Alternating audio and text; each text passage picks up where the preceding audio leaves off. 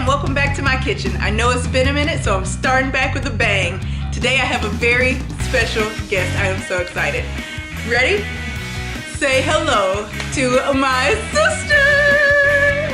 Today we're going to be making a rendition of one of our favorite recipes. And one of my first videos, or my first video, macaroni and cheese. And what's going to make it special is today we're making truffle macaroni and cheese. Drop the spatula. Boom. So let's get cooking.